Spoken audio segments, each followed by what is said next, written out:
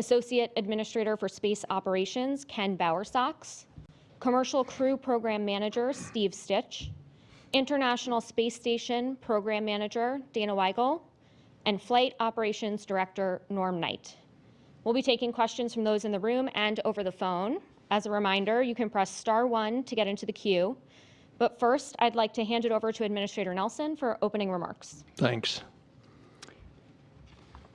NASA has decided that Butch and Sonny will return with Crew 9 next February, and that Starliner will return uncrewed, and the specifics in the schedule will be discussed momentarily. I want you to know that Boeing has worked very hard with NASA to get the necessary data to make this decision. We want to further understand the root causes and understand the design improvements so that the Boeing Starliner will serve as an important part of our assured crew access to the ISS. I have just talked to the new Boeing CEO, Kelly Ortberg.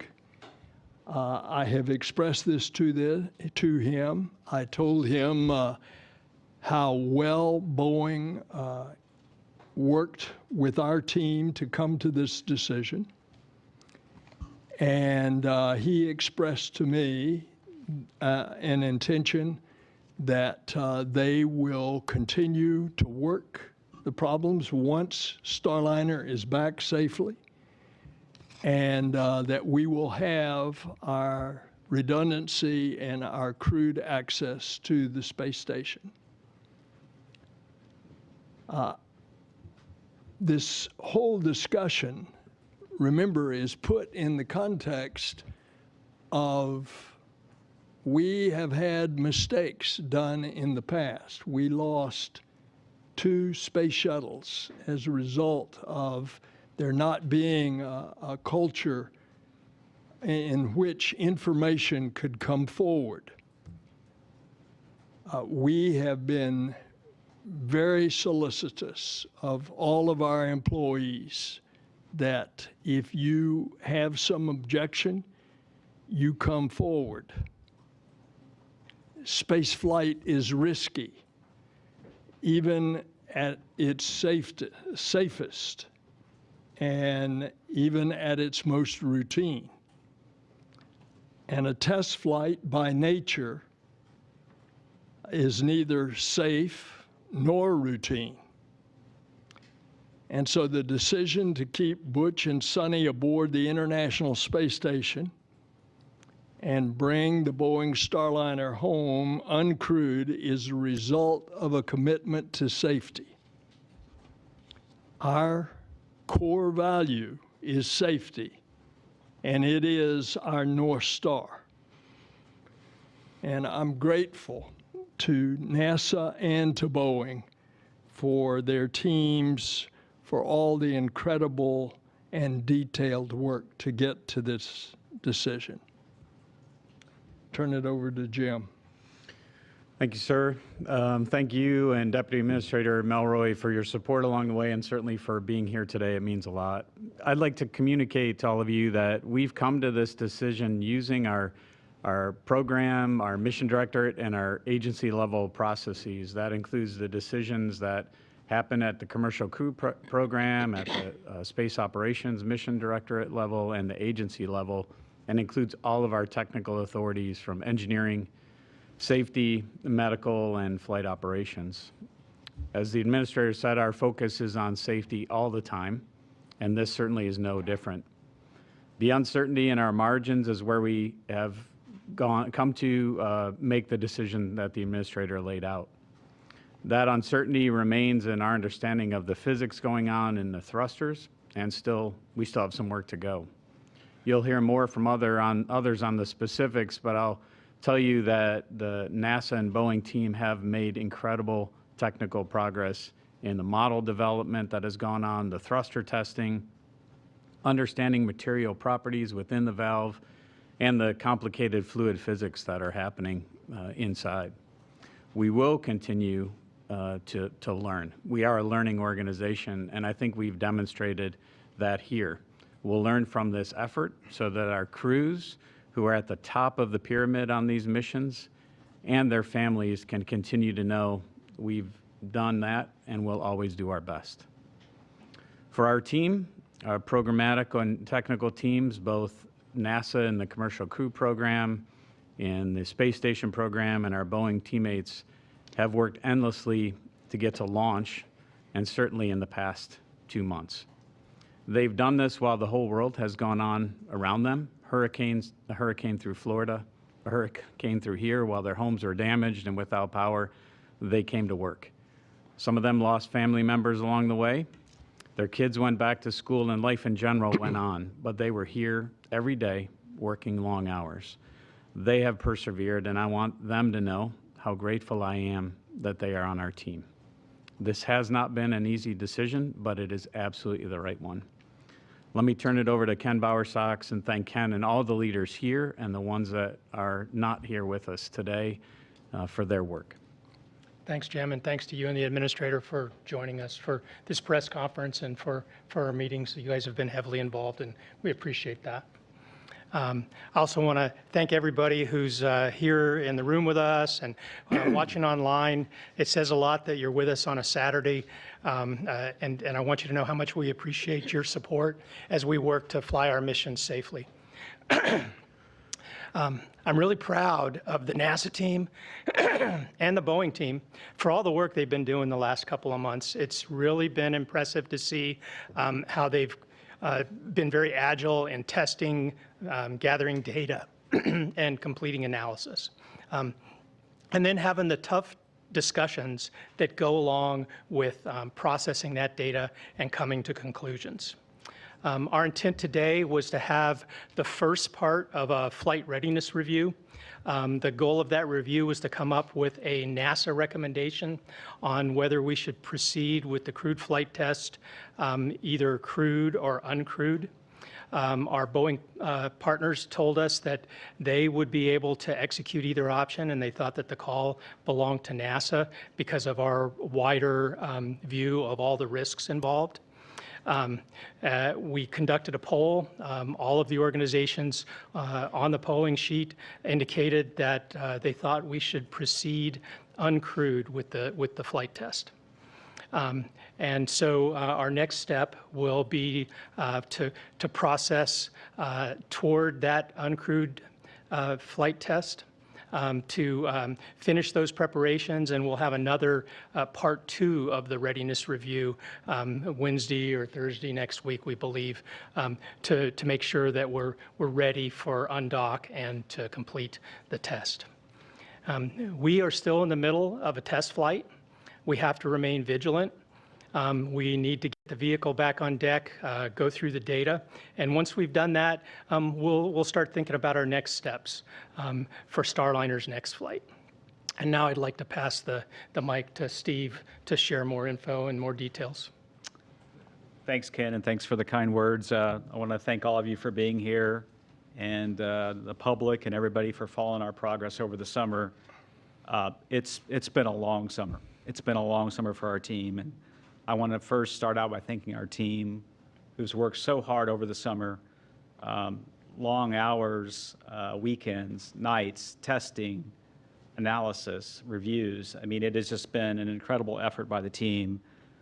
We are dealing with a very complex issue with the thrusters, and I'll talk more about that, but it's challenging to predict their performance. It's challenging to predict the temperatures we'll see, and so that's why it's been tough, and it's taken the time ever since we docked back on June 6th to get to this point. Very proud of the due diligence that the team has displayed, their perseverance, their fortitude, courage, dedication, resilience as they learned more and we got more data and different results at times than we expected. I especially want to thank the Boeing team and their contractor team, Aerojet Rocketdyne, the engine manufacturer, the valve manufacturer, Moog, all their suppliers that participated, along with the NASA workforce. We have brought in expertise from just about every NASA center, We did testing at the Marshall Space Flight Center. Of course, our White Sands test facility did testing on the thrusters. So this has been a huge effort across all of NASA within the Commercial Crew Program and even beyond. Determining the position to bring Starliner back uncrewed was very difficult for me personally. We're all committed to the mission, which we started out, which is to bring Butch and Sunny back. But as we got more and more data over the summer and understood the uncertainty of that data, it became very clear to us that the best course of action was to return Starliner uncrewed. And I'll talk about the other aspects of the mission in a little bit. The bottom line relative to bringing Starliner back is there was just too much uncertainty in the prediction of the thrusters. If we had a model, if we had a way to accurately predict what the thrusters would do for the undock and all the way through the deorbit burn and through the separation sequence, I think we would have taken a different course of action. But when we looked at the data and looked at the potential for thruster failures with a crew on board, and then getting into this very tight sequence of finishing the deorbit burn, which puts the vehicle on an entry, and then immediately maneuvering from that into a SEP sequence to separate the service module and crew module, it was just too much risk with the crew, and so we decided to pursue the uncrewed test flight. The path forward now is to, as Ken said, work toward the Flight Readiness Review Part 2. Well, we review now. We know the scope of the mission. We know it's an uncrewed test flight. We are changing the separation sequence that we planned, and we will review those aspects at the readiness review. We're going to go with a simplified separation technique to get away from station a little more quickly. We'll get to the deorbit burn and execute that nominally. We have a good setup in terms of the opportunities into the White Sands Space Harbor for a number of opportunities in September. We'll land or undock in early September, and then we have a lot of work to do relative to the rest of the mission, which is Butch and Sunny stay on the space station for some time, and they return on Crew 9. We're configuring that spacecraft with a couple extra, 2 different seats. So we'll have 2 different crew members, 2 crew members on that vehicle, and then we'll have it ready to bring Butch and Sunny home. So they'll be ballast in 2 seats on the uphill. We also have to work to reconfigure the Crew 8 vehicle. When Starliner undocks, it will undock first. And then the Crew 8 vehicle will serve as the lifeboat for Butch and Sunny. We have a configuration on the cargo pallet we'll go put in place. So again, we'll get Calypso home when we're ready to do so. We're going to take our time taking the steps, each step along the way. We'll have an important simulation ahead of that flight readiness review with the flight control team. You know, if you put yourself in their place, they have practiced for 2 years to bring a crew home on Starliner. There are some differences in executing the undock sequence and the coast to the deorbit burn and the deorbit burn without a crew, and so they're going to practice that next week. I'm extremely grateful for the Commercial Crew Program, the entire team. It's an honor to represent them here today, and I'll turn it over to Dana Weigel. Thank you, Steve. Thank you all very much for being here, for your interest in this historic test flight mission and also in the International Space Station. As you heard, with the decision to leave Butch and Sunny on board till February, they'll be with us on station for 8 months. I think most of you know our normal expedition durations are 6 months long, but we have had a number of flights with astronauts who've stayed on board with us for 12 months at a time. So this 8-month stay is very much within our normal operational experience base. While Butch and Sunny are on board, they'll be doing science, station maintenance. They'll execute the SpaceX 31 research and cargo mission, and we may have a couple spacewalks for them towards the end of their expedition.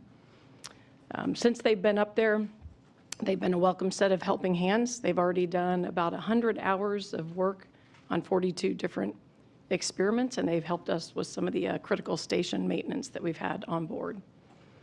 For us, looking forward, the station team is focused on the planning and the rework for the undock, the Starliner undock.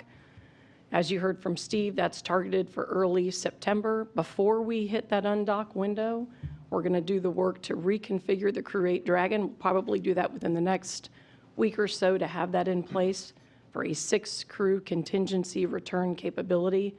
And just to reiterate, as Steve said, this just gives us a contingency capability. after Starliner departs and before the Crew 9 vehicle arrives. Crew 9 with 2 crew will launch no earlier than September 24th.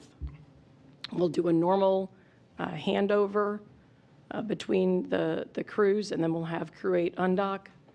After that, we will relocate the Crew 9 vehicle, so that Dragon vehicle will be relocated to open up the forward port for the SpaceX 31 cargo mission. And we're planning that mission somewhere in mid-October. In between all of that, we've got a Soyuz crew exchange. That's happening September 11th, will be the launch of 73S. That'll be carrying NASA astronaut Don Pettit, and then Tracy Dyson will go home after that Soyuz exchange. So we've got a lot of busy activities in front of us this fall. On behalf of the station program, I do want to thank the entire team, the commercial crew program, the Boeing team, and all of our technical teams. They've done a tremendous amount of work over the summer, getting us to the point where we have enough data and enough information to make this really critical and difficult decision that we've made today. So very much appreciated. And as I think all of you know, commercial crew program is critical to the success of ISS. So we appreciate everything they've done. And with that, I'll hand it over to Norm Knight. Thank you, Dana. I want to thank all of you for your continued interest in our mission. And I want to echo my gratitude for the teams on the ground, both Boeing and NASA, and our astronauts on board for their tireless work and effort with this test flight over many years, especially during the last few months. You know, with the dedication to, or the decision to fly Starliner home uncrewed, the ground teams will still be fully engaged, ensuring Starliner returns safely. You know, while the teams are hard at work here on the ground, we also have Butch and Sunny living and working 260 miles above our planet. They're giving our teams valuable feedback on Starliner. They've served as an integral part of our on-orbit increment, and they demonstrated patience, adaptability, flexibility, resilience, and readiness. That's what you get with an American astronaut. They've been eager to contribute to important conversations. They've asked questions. They've seamlessly become part of the Expedition 71 crew, contributing to the important work on board the International Space Station. You know, when you're charting new paths for exploration, there are highs and lows. We all know this. It's part of exploration and moving forward. Spaceflight is hard. The margins are thin. The space environment is not forgiving. And we have to be right. We all know this. This was a tough problem to be solved, and a decision had to be made. I want you to remember, Starliner is a robust vehicle with excellent flying qualities, as evidenced by the manual demonstration accomplished by Butch prior to docking. And Starliner has performed exceptionally well overall, so please don't lose sight of that. This is a test flight, and the thruster issue and the associated investigations will pay huge dividends in the future for human exploration in a great way when Starliner flies again. I am encouraged by the dedication and resilience both the NASA and Boeing ground teams and, of course, our space flyers exhibit. I talked with Butch and Sunny both yesterday and today. They support the agency's decision fully, and they're ready to continue this mission on board ISS as members of the Expedition 71 crew. I would also be remiss not to mention that this decision also affects the Crew 9 mission and the astronauts that are assigned to fly in that mission in September. Crew 9 mission will now configure Dragon for 2 crew members and will provide seats for Butch and Sunny to return. We're also working to finalize those crew assignments and update the training plan. Those decisions will be made public once they are finalized. I would again like to thank all the teams who have designed, built, and now fly Starliner. Going forward, their hard work will continue to pave the path for expanded human spaceflight exploration. Thanks. Thanks, Norm. We'll move into the question and answer portion now. We'll open it up again to folks in the room and folks on the phone. If you're on the phone, press *1 to get into the queue. Please clearly state which of our participants you are addressing in your question, and we appreciate you limiting yourself to 1 question. So with that, Yeah, in the back. Mark Strassman, CBS News. This could be for Jim or Ken or Steve. I'll let you decide. My question is about trust. I mean, spaceflight is a business that's built on trust. You trust that everyone's going to do their job. You have to have trust in all your space partners. Boeing essentially said, trust us. We have a spacecraft that is ready to return astronauts home. And NASA went in a different direction. So how now do you begin to rebuild that relationship of trust with Boeing? I mean, I'll start. I don't think it's a trust issue at all. I don't think we're rebuilding trust. I think we're looking at the data, and we view the data and the uncertainty that's there differently than Boeing does. It's not a matter of trust. It's our technical expertise and our experience that we have to balance. And I think Ken said it. We balance risk across everything, not just the Starliner piece. So I don't see it as a trust issue at all. I guess Ken or Stitch. Yeah. Well, I would say that we've had a lot of tense discussions, right? Because the call was close, and so people have emotional investment in either option, and that gives you a healthy discourse. But after that, you have to do some work to keep your team together, right? To keep your team restored and ready for the next issue. And I'll acknowledge that we have some work to do there. It's pretty natural whenever you've had a difficult decision to make. But we're aware of it, and we'll work it. And we're committed to continuing to work with Boeing. Steve, anything you want to add? Yeah, I wouldn't necessarily call it trust. I would call it a technical disagreement where we get a group of engineers together and they disagree on the risk level of what could potentially happen to the thrusters. Boeing did a great job building a model. Now, the question is that model good enough to predict performance for a crew? All the work we've done is really important also for bringing this vehicle back. We want the vehicle to come back uncrewed. It needs to land at the White Sands Space Harbor, which is where the opportunities are setting up in September.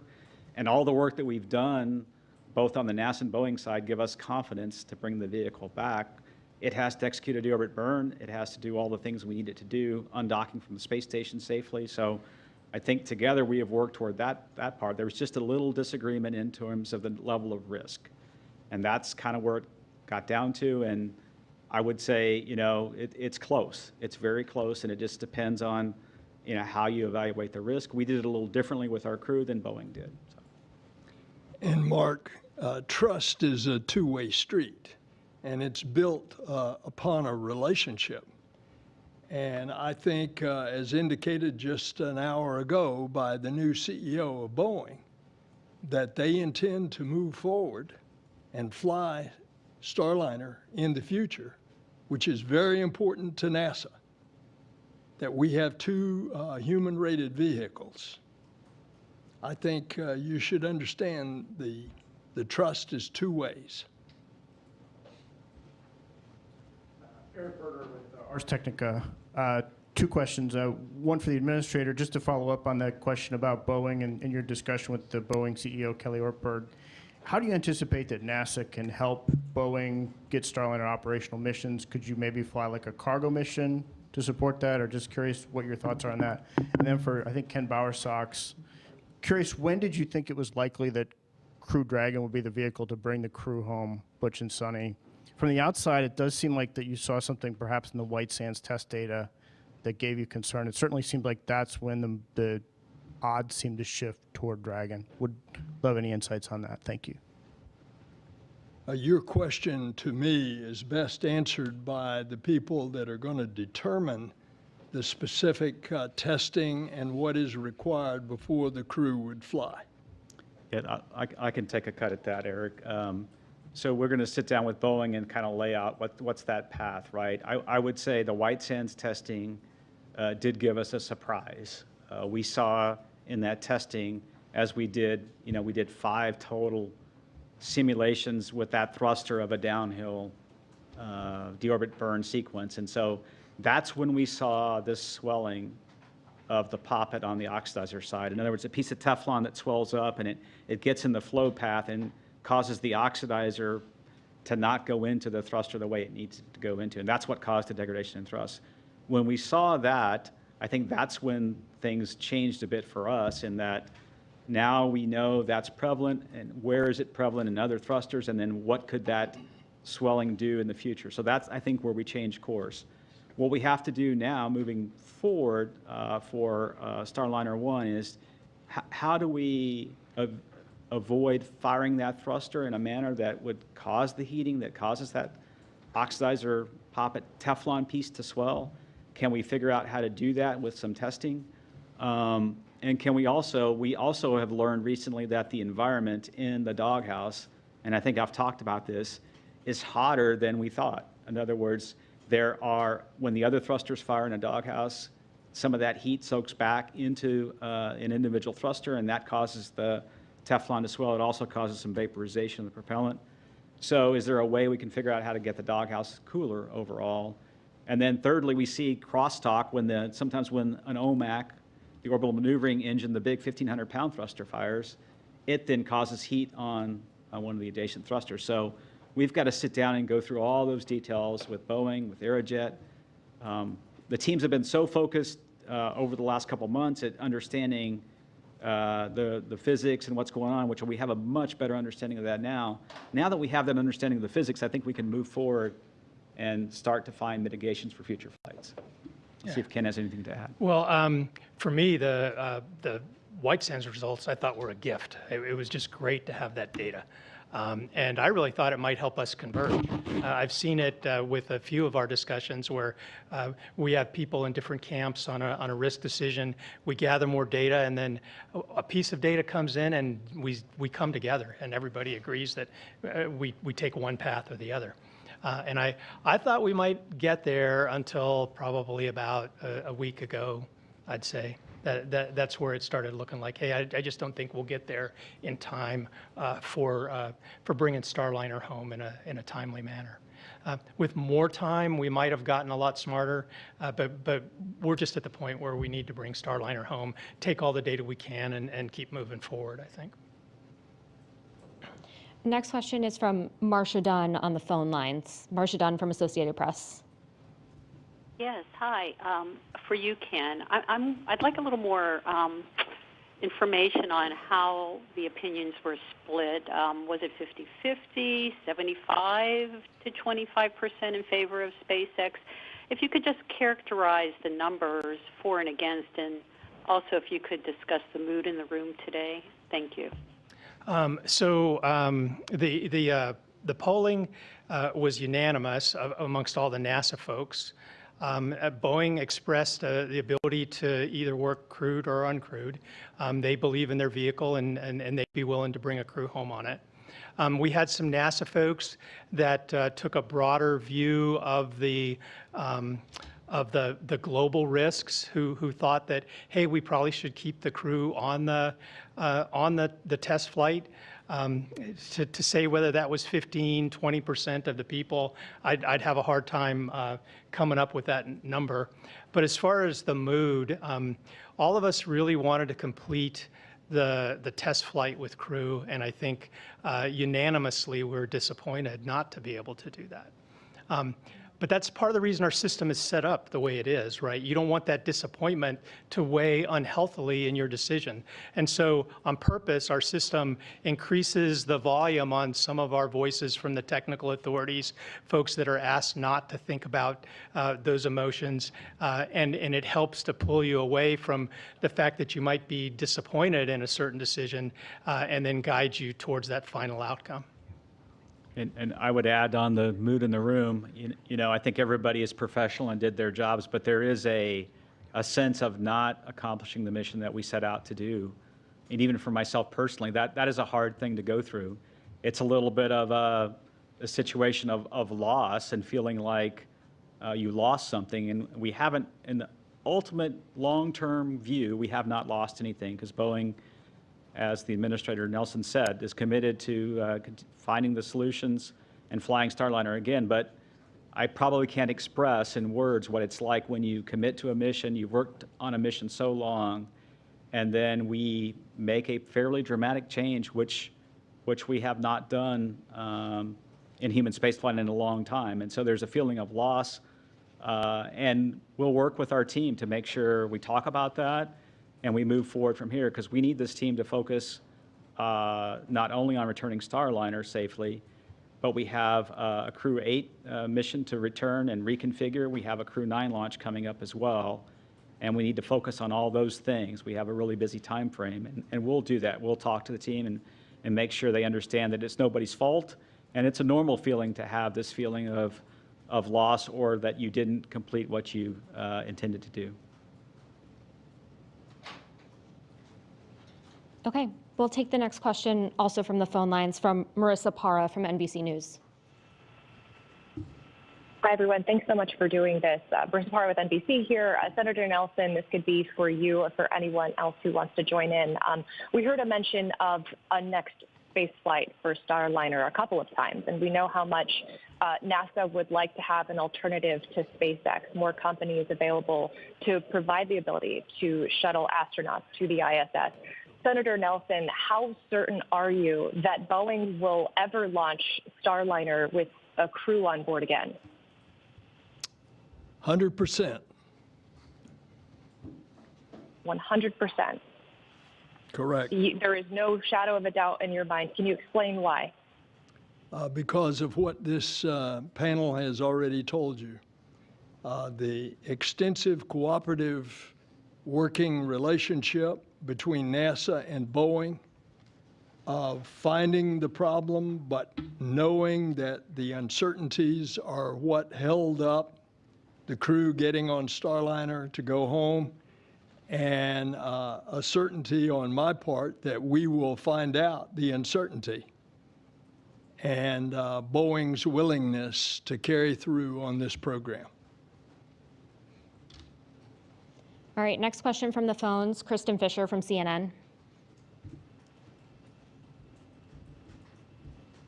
Thank you. My question is also for Senator Nelson. Senator, you were a member of the congressional committee that investigated the Challenger accident. You were a senator when Columbia happened. How much did that experience influence your personal decision today? Thank you. Well, very much. It has affected the decision today by this collective group and all of those that participated in the flight test readiness review this morning. It is a trying to turn around the culture that first led to the loss of Challenger and then led to the loss of Columbia, where obvious mistakes were not being brought forth. For example, give you specifics going back to the loss of Challenger. Even the engineers in Utah, in Morton Thiokol, were begging their management not to launch because of the cold weather. And that information never got up. And that was happening on the very night before the launch the next morning. Another example, on Columbia, astronauts would get through with their flights and they'd inspect the orbiter, and they'd, as a matter of fact, my commander, Hoot Gibson, said he'd look at subsequent flights and he would look like that a shotgun had been shot on the delicate silicon tiles because of so much of the foam shedding off of the external tank. But there was a culture that did not bring that information up to the decision makers. So NASA ever since has tried very hard to bring about an atmosphere in which people are encouraged to step forward and speak their mind. And I think Right Today is a good example of that. Do we have other questions in the room? Yep, back left.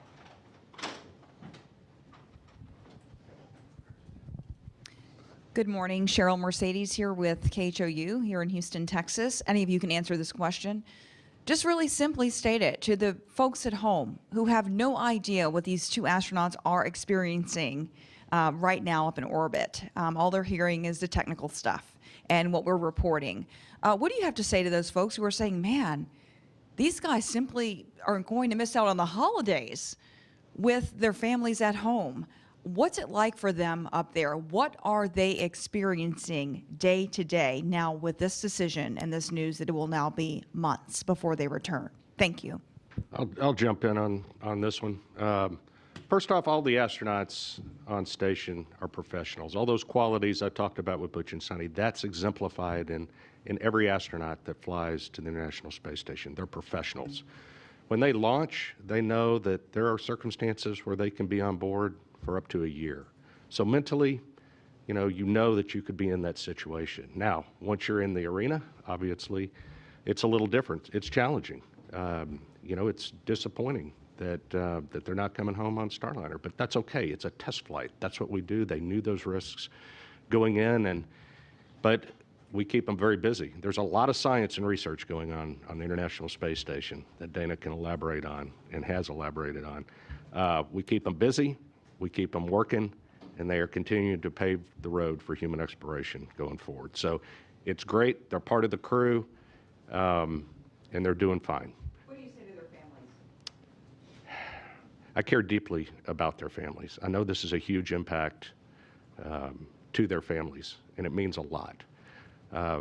Their families are the pillars that keep them strong. They're the pillars that we at NASA depend on for the workforce to keep us going. They're the pillars that help this team with the crewed flight test have the resilience to keep going, especially over these last 2 months that were needed to go forward. And that's both at NASA and Boeing. So family is the backbone of what we do in the support structure. So I tell their families, thank you. Thank you for their support. Thank you for what they do to allow NASA and our commercial partners to do what we do to explore space. We're going to go back to the phone lines. Next is Eben Brown from Fox News. Hi, good afternoon. Eben Brown, Fox News for Administrator Nelson. Sir, I can appreciate all the technical and R&D review here that's being detailed for us and the investment everyone has in this. But I'd like to ask you about the investment we as taxpayers have given to Boeing over, I think it's at least 15 years now. It's been hundreds of millions from seed money to selecting them as providers for commercial crew. At what point, and I understand this is an oversight issue and it may come from something above the agency, but your career has spanned both the agency and above the agency, and I want to know how or when or what's the process for reviewing this contract to determine we're not getting what we paid for as taxpayers. I say this as knowing that there is a public sentiment that is very skeptical of Boeing as a corporation right now, not just due to this, but also due to their other issues in commercial aviation. So I'd like to know when those discussions happen and how they happen and what gets discussed. To specifically answer your question, you remember when we started the commercial program, one of the advantages of the commercial program was that it was going to be a fixed price contract. So much of NASA's research and development in a very unforgiving environment, space, that is very hard and is cutting edge technology, and it is very expensive. And as a result, on the normal way of contracting, cost plus, it will run the cost way up. Not so with the commercial crew program. And that was part of the negotiation for both of the companies, Boeing and SpaceX. And they've got a fixed price. And if you check the record, you can find out how much additional Boeing has had to spend. So my answer, you're posturing the question of what I would answer in front of a congressional committee about the cost, is that this program is working like it should. Now, if your question portends something else, then speak it, but I think that's what you were getting at. Okay, we'll go to Joey Roulette from Reuters. Thanks. For Bill Nelson, did Kelly Ortberg say when you talked to him whether Boeing would pay for an additional test mission before Starliner gets certified? And for Steve or Ken, I'm reading some contract language from Boeing's most recent modification that says it kind of broadly defines certification as coming after Starliner flies astronauts to and from the ISS. And so I know there's a lot of data that you guys are going to get on the return leg, but since it's coming back empty and based on what we've seen so far, will NASA want to see Boeing fly an additional test mission before it gets its certification, or might NASA change those requirements and certify Starliner anyway? Joey, it did not come up, nor would it have been appropriate for, in a conversation of which I'm alerting him as to what the decision of the flight test readiness review was, that we would get into those matters. Yeah, we've started looking at the flight test objectives, what we have already accomplished on this flight and what's remaining. We have not, made a total determination yet of what objectives are in front of us or what we've fulfilled. We'll take a little time to do that. I don't think we have decided on the path yet of another crewed flight test. We have gotten a lot out of this vehicle so far. It's been on orbit now for 2.5 months, which we didn't intend, so we've got a lot of data out of that. We'll have to sit down and talk about the certification aspects after the flight. It's a little premature to do that at this point. So. Yeah, we need to get the vehicle back on the ground and then analyze the data and be driven by that in our next decision. But I wouldn't rule anything out, right? I mean, we have options for how we move forward. The one thing I do want to emphasize is we plan to work together with Boeing to find that path. Next, we have Chris Davenport from the Washington Post.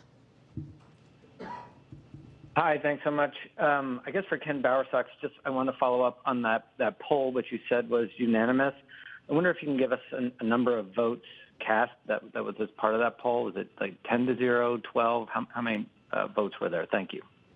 Well, so I'll kind of go through just mentally all the orgs we polled. We unofficially asked the opinion of the NASA Engineering and Safety Center, the Flight Operations Directorate, the Division Director for ISS, and Commercial LEO Development at NASA headquarters, the ISS program, the Commercial Crew Program, the Engineering Technical Authority, the Crew Health and Medical Technical Authority, Safety and Mission Assurance Technical Authority. Let's see, who else did I leave out? All the center directors from Stennis, Marshall, JSC, and Kennedy Space Center, where the Commercial Crew Program is officially based. Anybody I missed on that list? I think you got just about everybody. Yeah, I think did I get everybody? And that was again, everybody concurred with proceeding uncrewed, and they stated where they might have one or two people during our meeting that had a different opinion and tried to give those folks an opportunity to talk to the group. We'll go to Micah Maidenberg from Wall Street Journal. Thank you. For Administrator Nelson and Jim Free, there was a discussion on a previous call about Starliner returning uncrewed, if that would count as a loss of mission or mission failure. What is your view on that? And if you don't agree that it would be a loss of mission or mission failure, could you please explain why? Thanks. Yeah, Mike, I think let me go back to echo something Steve said. We've accomplished a lot on this mission and learned a lot about this vehicle, satisfied a lot of the objectives already that stressed here by Steve, stressed on previous press conferences. We'll look at this as we do any of our missions to see, does it fall into any of the categories that we have that we define as a mishap once we get the vehicle back. That's our time to look at that, so I think that's a question I'd save and pose to us on the other side of getting the vehicle back. We'll go to Izzy Alvarez from ABC. Thank you. Can you please tell us in layman terms why NASA chose SpaceX to bring Sunny and Butch home? How did you come to that decision? I can take a cut at that, and then we'll see. You know, when we looked at, first of all, we looked at the risk of putting Butch and Sunny on the Starliner vehicle due to the issues with the thrusters that we've talked about. And so when we looked at that risk, we said that that risk was due to the uncertainties, due to the inability to predict with certainty the thruster performance for the rest of the mission, including holding the orientation of the vehicle for the deorbit burn and then maneuvering the vehicle for the separation of the crew module and the service module. When we came to that conclusion, we started looking at what other options, Dana and I both did, what options do we have, because these missions are really jointly shared between the ISS program and commercial crew program. And as we started looking at various options, it was obvious to both of us that the easiest and best option was to configure the Crew 9 vehicle with a couple empty seats on the way uphill to put ballast in those seats. SpaceX had that capability. We also knew that we had a spacesuit on orbit already that we could utilize for one of the crew members. They've tried that on, and that spacesuit works. Both crew members tried on a spacesuit, so we have a spacesuit now we're going to launch for one of the other crew members on Crew 9. And then we really wanted to give the crew, you know, a suited return like we always have in U.S. space flight. So when we started to weigh all those options, it became very obvious that Crew 9 was the best option, fly up 2 empty seats, have Butch and Sunny join the increment crew and return on Crew 9. That just became the easiest, the best option, and the most efficient option for all of us. And I'll see if Dana has anything to add. Yeah, I would just add that, you know, knowing that this was a test flight, we made the decision a couple years ago to train and keep Butch and Sunny current with all aspects of station, some of the most complex things we do, spacewalks, robotics, some of the research. So we had them trained. They've obviously flown to station before. They've done long duration missions, both of them have. And so again, when you line that up with our vehicle options and the fact that the Dragon spacecraft is highly automated, as you all know, we've used it for private astronaut missions. We do have a lot of experience taking people with much less training than what our classic training is for our NASA crew and having them fly on Dragons. And so when you look at that in aggregate, it made a lot of sense to make the decision to adjust Crew 9 and have them do a full expedition and come home on a Dragon. And one thing I'd like to add, a major goal of the commercial crew program is to develop not just the capability to go back and forth to space station, but a generic capability to go back and forth to low Earth orbit to develop a commercial capability. There's 2 reasons for that. One is dissimilar redundancy. So you have this option where if there's a problem on one vehicle, you might not have the same problem on another vehicle. So you could use them for a return or perhaps keep them flying while another vehicle is working through recovery from some sort of a problem. But it's also to provide some competition in the environment. And competition is healthy in a lot of ways. It causes you to develop your technology. It causes you to get better pricing. And we would like to have that competition in the future. So that's why we have more than one provider we're trying to develop. Next question is from Kenneth Chang from the New York Times. Oh, hi, thank you. This is, I guess, is for Administrator Nelson. You expressed confidence that Boeing will continue, but it's also a fixed price contract, so potentially they could lose. They've already written up $1.6 billion. Are you saying that you're confident that they will continue to write off money, losing money on this? And I guess the second question is, has there been any discussion with Air Space about converting Dream Chaser for crew? Thank you. On Sierra, I will let somebody else answer that. With regard to Boeing, remember, it's a fixed price contract. We expect delivery on the contract, and therefore, there is no discussion at this point on NASA's part in the question that you pose, which is basically, that they've spent X, will they spend Y to get to where Boeing Starliner becomes a regular part of our crew rotation? That's not, I don't have the answer to that, nor do I think we would have the answer now. And I'll add about Sierra Space. Sierra's working very hard on their first maiden voyage of the Dream Chaser. That's a cargo mission. They've got the vehicle down at Kennedy, and they're working through test and final assembly. So it's the plan that they fly cargo missions to station through the rest of station. And in fact, that's the scope of the contract that we have with them, to provide cargo capabilities. There is no existing contract with the agency for crewed capability, which doesn't mean that that's not a possibility somewhere in the future. In fact, Sierra has their own goals about moving in that direction in the future. But for now, the work and the focus is on getting them flying as a cargo flight. And if you look back to how we started SpaceX and the Dragons, that's a very similar approach. We started with cargo flights first. We flew a number of flights, and then they eventually evolved into the crewed version of the Dragon. Next question is from Lauren Grush from Bloomberg. Hi, thank you so much. I'm wondering, can you walk us through what modifications, if any, will be made to Starliner ahead of its return now that it doesn't have a crew on board? And will NASA be flying that return any differently or watching for anything specifically now that it's performing this return without a crew? Thanks. I'll take the question relative to the reconfiguration of Starliner. There's a few things that we have to do differently. As I said earlier, we're going to modify the separation sequence a little bit to get away from the space station a little quicker than we had planned. So that's one modification.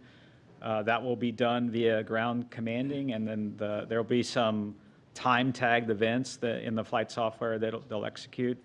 There are a few items in the cockpit that have to be configured a little differently. Obviously, if you had a crew on board, some of the life support systems will be configured, just like we did on the Orbit Flight Test 2 mission in 2022. We'll use those same configurations. Obviously, we've got to do a little bit of planning relative to the center of gravity without the crew members being in the seats. So we've looked at that already, and that doesn't appear to be a big problem. So we've got a few things like that to go work on. The teams have been really laying out all that data. The ground teams will have a little bit different set of flight rules to operate from. So they'll have that ahead of them. But there's a few minor things to the spacecraft to reconfigure, and we're already in the process of starting that work. Next question is from Will Robinson-Smith from Spaceflight Now. Yeah, hi. Thanks so much for taking the time to speak with us today. Question, I believe, for Dana Weigel or perhaps Steve Stitch. In one of the previous briefings, it was discussed